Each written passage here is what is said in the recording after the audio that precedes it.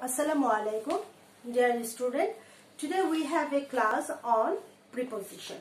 আমরা আজকে একটি ক্লাস করব। এই ক্লাসটি আমাদের প্রিপজিশনের উপরে, তবে এটাও আমাদের ইউনিট 23 বেসে, অর্থাৎ আমাদের ইএফটি বুক বা ইংলিশ ফর টুডে, যেটা আমাদের টেক্সট বুক, সেই টেক্সট বুকে আমাদের ইউনিট 23 যেটা আমরা আগে পড়েছিলাম, রেড র্যাট, তারপরে a black cat with blue hat, এটা আমরা পড়েছিলাম। তো এইটার উপরে, অর্থাৎ এই ইউনিটটার উপরে আজকে আমরা প্রিপজিশনের উপরে ক্লাস করব। বাট প্রথমে আমরা জেনে নেব হোয়াট ইজ প্রিপজিশন। প্রিপজিশন বলতে আমরা কি বুঝি। আমরা পার্টস অফ স্পিচ পড়েছিলাম। পার্টস অফ স্পিচের একটি পার্ট বা একটি অংশ বা একটি প্রকার হচ্ছে প্রিপজিশন। আমরা জানি পার্টস অফ স্পিচ 8 প্রকার: noun, pronoun, adjective, verb, adverb, preposition, conjunction এবং ইন্টারজেকশন। তোমরা এরই মধ্যে এইগুলোর উপরে, এই প্রিপজিশন, তারপর কনজাংশন, এগুলোর উপর আমরা ক্লাস করেছি। কিছু ক্লাস আমাদের এই অ্যাক্টিভ ইংলিশ বুকের উপর হয়েছে, কিছু ক্লাস আমাদের টেক্সট বুকের উপরে হয়েছে, ইএফটি বুকের উপরে। তো আজকে আমরা এর আগের ক্লাসগুলোতে আমরা নাউন, প্রোনাউন, অ্যাডজেক্টিভ সম্পর্কে বলেছি। তো আজকে আমরা প্রিপজিশন সম্পর্কে একটু ধারণা নেব। তাহলে চলো আমরা প্রথমেই জেনে নিই হোয়াট ইজ প্রিপজিশন বা প্রিপজিশন বলতে আমরা কি বুঝি। A preposition is a word which used before a noun or a pronoun to show the relationship of the noun or pronoun with any other words of the sentence. অর্থাৎ preposition হচ্ছে এমন একটি শব্দ যা একটি সেন্টেন্সের নাউন বা প্রোনাউনের পূর্বে বসে ওই নাউন এবং প্রোনাউনের সাথে সেন্টেন্সের অন্যান্য ওয়ার্ডগুলোর কি সম্পর্ক আছে সেটা বোঝায়। তাহলে সেটাকেই বলছি আমরা, ওই ওয়ার্ডগুলোকে বলছি আমরা প্রিপজিশন। তাহলে আরেকবার আমরা শুনে নেই। A preposition is a word which used before a noun or a pronoun to show the relationship of that noun or pronoun with any other words of the sentence. অর্থাৎ যে ওয়ার্ড নাউন বা প্রোনাউনের পূর্বে বসে একটি বাক্যে বা একটি সেন্টেন্সের অন্তর্গত অন্যান্য ওয়ার্ডের সাথে ওই নাউন বা প্রোনাউনের সম্পর্ককে বোঝায় বা সম্পর্ক স্থাপন করে, তাকেই আমরা প্রিপজিশন বলছি। সবসময় মনে রাখবে, প্রি অর্থ পূর্বে এবং পজিশন অর্থ অবস্থান, অর্থাৎ পূর্বের অবস্থান, নাউন বা প্রোনাউনের পূর্বের অবস্থান। এটা নাউন বা প্রোনাউনের পূর্বে বসে থাকে। যেমন আমরা একটা সেন্টেন্স দেখতে পারি, look at here, the book is on the table. তাহলে এটা দ্বারা কি বোঝাচ্ছে? বইটি একটি টেবিলের উপরে আছে, বইটি। তাহলে এই যে আমরা এখানে বুকের কথা বলছি, বুক হচ্ছে একটা নাউন, এখানে টেবিলটাও হচ্ছে একটা নাউন। তাহলে এই দুইটা নাউনের মধ্যে সংযোগ স্থাপন করছে কে? অন সংযোগ স্থাপন করছে। অর্থাৎ অনের দ্বারা আমরা বুঝতে পারছি যে বইটি কোথায় আছে। বইটি আছে টেবিলের উপরে। অর্থাৎ টেবিলের সাথে বইয়ের যে একটা সম্পর্ক, এই সম্পর্কটা আমরা এই অন শব্দটি দ্বারা বা এই ওয়ার্ডটি দ্বারা, এই প্রিপজিশনটি দ্বারা আমরা বুঝতে পারছি। তাহলে the book is on the table এর মানে দাঁড়াচ্ছে বইটি একটি টেবিলের উপর আছে। আমরা যদি প্রশ্ন করি বইটি কোথায় আছে, একটি টেবিলের উপর আছে বা একটা টেবিলের উপরে আছে, তাহলে বইয়ের সাথে টেবিলের এই সম্পর্কটা স্থাপন করছে এই অন। তাহলে এই অন দ্বারা আমরা কি বুঝছি? অন হচ্ছে আমাদের প্রিপজিশন।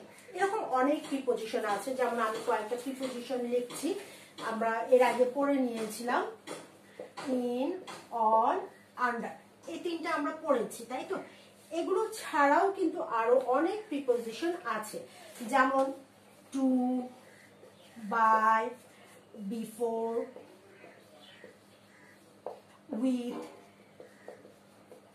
তারপরে আছে তোমার অফ, বিটুইন, এরকম আরো অনেক প্রিপজিশন আছে। তাহলে এখানে দেখো আমরা দেখছি ইন, অন, আন্ডার, যেটা আমরা আমাদের টেক্সট বুকের মধ্যে পেয়েছি। To, by, before, with, of, between, এরকম আরো অনেক প্রিপজিশন আছে। এই প্রিপজিশন গুলো কিন্তু আমরা আমাদের ডেইলি যে সেন্টেন্স আছে সেই সেন্টেন্স গুলোতে কিন্তু আমরা ব্যবহার করে থাকি।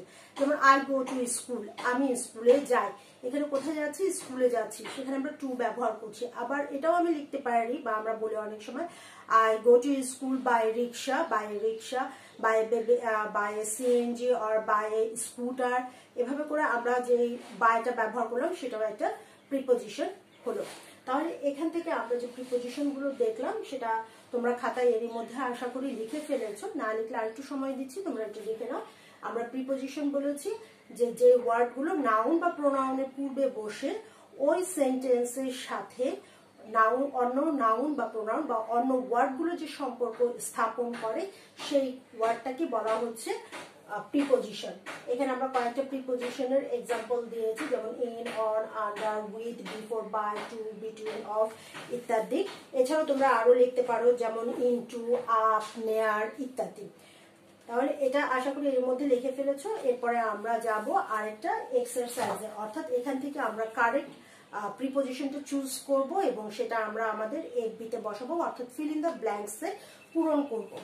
আশা করি তোমাদের হাতের কাছে অবশ্যই খাতা রেখেছো, এক্সারসাইজ বুকে আমরা এগুলো লিখে নিব। এবং একটা জিনিস খেয়াল করবে, মিস যে করাচ্ছি এর প্রতিটাই কিন্তু আমাদের টেক্সট বুকে রয়েছে। আমরা সেন্টেন্সগুলো একটু খালি এদিক ওদিক করেই সেটাগুলো করেছি, কখনো আমরা রিঅ্যারেঞ্জ করছি, কখনো আমরা মিসিং লেটার করছি এবং কখনো আমরা এফবি করছি। তাহলে চলো আমরা আজকে ক্লাসটাতে এফবিটা করে নেই, অর্থাৎ correct choose the correct answer.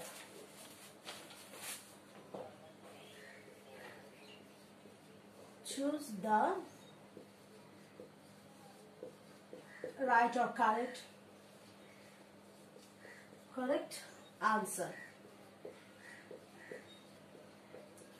তাহলে নাম্বার 1 এ দেখো আছে brown ox dash a box। তাহলে এখানে আমরা বলছি ইন অথবা অন, এখান থেকে তুমি কোনটা চুজ করবে। Brown ox dash a box, আমরা যে পিকচারটা দেখেছি আমাদের বইতে যে পিকচারটা আছে সে ছবিটা দেখো। এখানে আমরা কি দেখতে পাচ্ছি, আমাদের যে ব্রাউন অক্সটা আছে সেই ব্রাউন অক্সটা কোথায় আছে, একটা বক্সের উপরে আছে। তাহলে উপরকে আমরা কি বলছি, অন বলছি। তাহলে এখান থেকে আমাদের কোন প্রিপোজিশনটা আমরা চুজ করব, অন। এখানে বসে যাবে আমাদের on. Number 2, a blue bear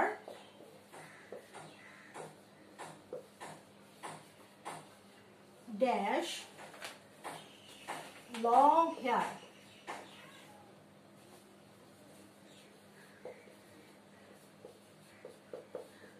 with or on, এখান থেকে আমরা কোনটা চুজ করব। আমরা যে ব্লু বেয়ারটাকে দেখছি, এই ব্লু বেয়ারটার কি আছে, একটা লম্বা চুল আছে, ব্লু বেয়ারটা লম্বা হেয়ার আছে, লং হেয়ার। তাহলে এই ব্লু বেয়ার আমরা এখান থেকে দেখছি কোনটা আছে, উইথ আছে, উইথ লং হেয়ার। তাহলে এখানে গেল a brown ox on a box, a blue bear with a long hair. Miss কি করেছি, বইতে যে সেন্টেন্স গুলো আছে সেখান থেকেই কিন্তু মিস আমি তোমাদের জন্য এফবি বের করেছি, অর্থাৎ এখান থেকে এফবি মানে হচ্ছে ফিল ইন দ্য ব্ল্যাঙ্কস। এখানে আমাদের রাইট অর কারেক্ট আনসার দিয়ে দিতে পারি, বা আমরা এখানে কোশ্চেন দিতে পারি চুজ দ্য কারেক্ট প্রিপোজিশন, কারণ এখানে আমাদের প্রিপোজিশনের ব্যবহারটা হচ্ছে। তাহলে চলো আমরা নেক্সট নাম্বার 3 তে যাই।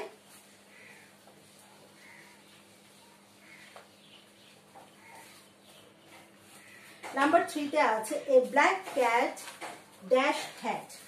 Number 3, a black cat dash a hat।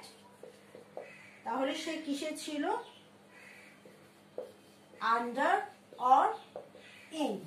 এবং নাম্বার 4 এ আছে a red rat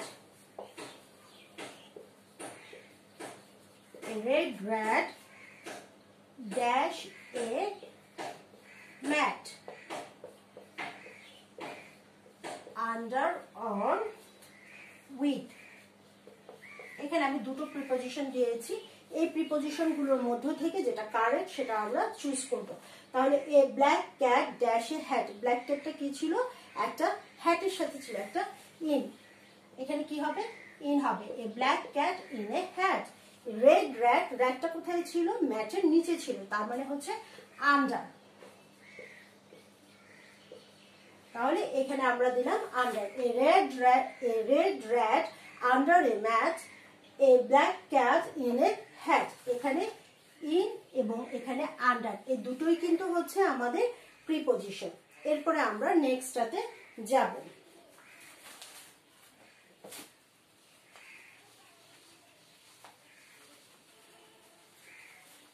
নাম্বার 5 এ আছে a doll is, number 5, a doll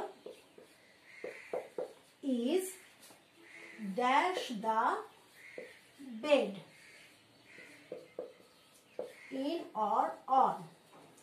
Number 6 এ আছে a ball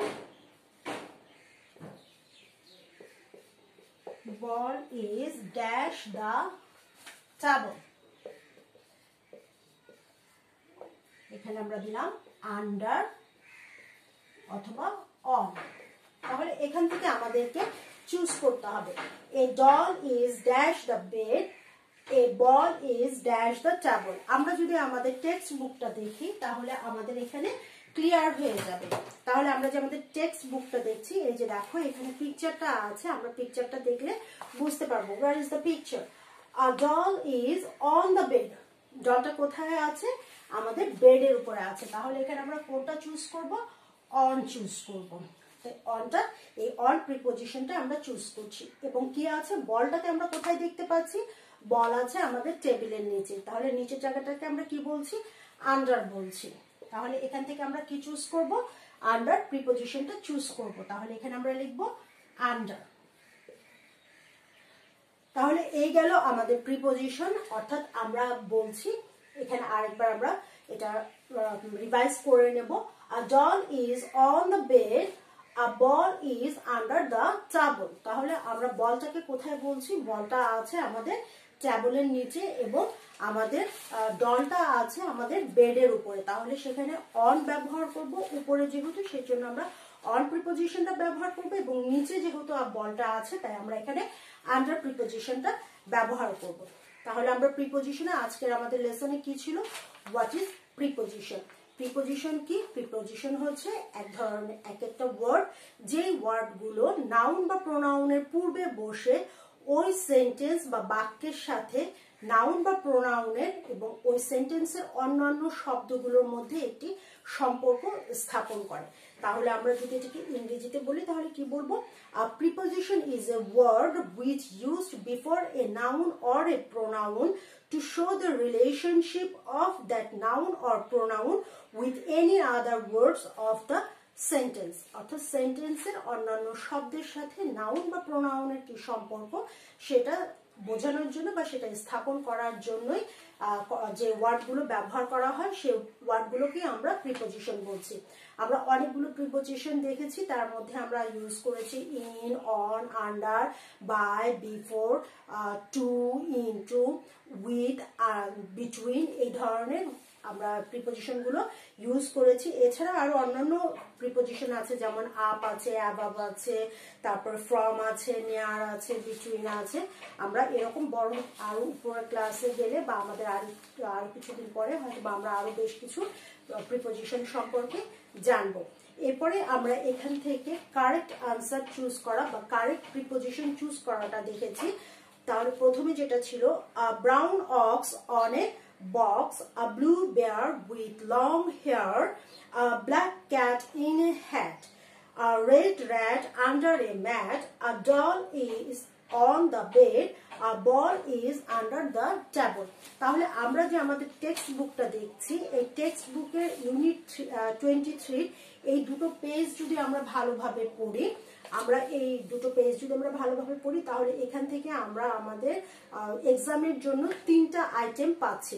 একটা পাচ্ছি আমাদের রিঅ্যারেঞ্জ পাচ্ছি, মিসিং লেটার পাচ্ছি, এবং আমরা এখান থেকে প্রিপজিশনটাকেও পেলাম। তাহলে আমরা যদি এগুলি আরেকবার দেখে নেই, দেখো এই চ্যাপ্টারটা হচ্ছে আমাদের অ্যানিমালস এর উপরে। অ্যানিমালস বলতে আমরা বুঝিয়েছি আমাদের 3 ধরনের অ্যানিমালস আমরা দেখি। আমাদের পেট অ্যানিমাল, যেগুলোকে আমরা পুষে থাকি, যেমন আমাদের পাখি, তারপরে আছে আমাদের বিড়াল কিংবা কুকুর, আমরা অনেকেই শখ করে পোষ মানাই বা পুষে থাকি, এগুলোকে আমরা বলছি পেট অ্যানিমালস। আবার আছে আমাদের ডোমেস্টিক অ্যানিমালস। এই ডোমেস্টিক অ্যানিমালস গুলো আমরা বাসায় প্রতিপালন করে থাকি এবং এর থেকে আমরা বেনিফিটেড হই। যেমন অনেকে বাসায় আমরা কাউ রাখি বা গরু আছে, গরু থেকে আমরা দুধ পাচ্ছি। আবার অনেকে হয়তো বা ছাগল পুষে থাকে বা মুরগি পুষে থাকে, তাহলে এগুলো হচ্ছে আমাদের ডোমেস্টিক অ্যানিমেল, কারণ এগুলো আমাদের বাড়ি ঘরেই থাকে, বাড়িতেই থাকে এবং ওরা আমাদের পোষ মেনে থাকে। ওগুলোকে আমরা ডোমেস্টিক অ্যানিমেল গুলো আসলে আমাদের এক ধরনের পোষা প্রাণীও, এটা আমাদের পেট অ্যানিমেলস এর পর্যায়ে পড়ে। এবং আছে আমাদের কিছু ওয়াইল্ড অ্যানিমালস যেগুলোকে আমরা পোষ মানাতে পারি না বিশেষ বিশেষ ক্ষেত্র ছাড়া। যেমন আমরা বলতে পারি যে আমাদের সার্কাস দেখি, সার্কাসে আমরা অনেক হিংস্র প্রাণীও দেখি, যেমন বাঘ, সিংহ, টাইগার অথবা লায়ন বা এলিফ্যান্টস। এগুলোকে কিন্তু আমরা কি করি, পোষ মানাই, তবে সেগুলো হচ্ছে আসলে তাদের বাসস্থান হচ্ছে বা যেখানে তারা প্রেফার করে থাকার জন্য সেটা হচ্ছে তাদের জঙ্গল বা ওয়াইল্ডে তারা ওটা ভালোভাবে বিচরণ করতে পারে, তাই ওগুলো হচ্ছে আমাদের ওয়াইল্ড অ্যানিমালস। তাহলে বন্ধুরা, আজকে ক্লাস থেকে স্টুডেন্টরা আজকে ক্লাস থেকে আমরা ইউনিট 3টা ভালোভাবে বুঝলাম এবং এখান থেকে আমাদের প্রিপোজিশন এবং অন্যান্য সাইটগুলো আমরা জানতে পেরেছি। আশা করি তোমরা এই অধ্যায়টা ইউনিট 23টা আরেকবার একটু বাসায় ভালোভাবে পড়বে এবং মিস যে এক্সারসাইজগুলো দিয়েছি এই এক্সারসাইজগুলো অবশ্যই হোমওয়ার্ক কপিতে করবে এবং মিসের কাছে ইমেলের মাধ্যমেও পাঠাতে পারো বা ক্লাস কমেন্টও পাঠাতে পারো। ভালো থাকবে, সুস্থ থাকবে।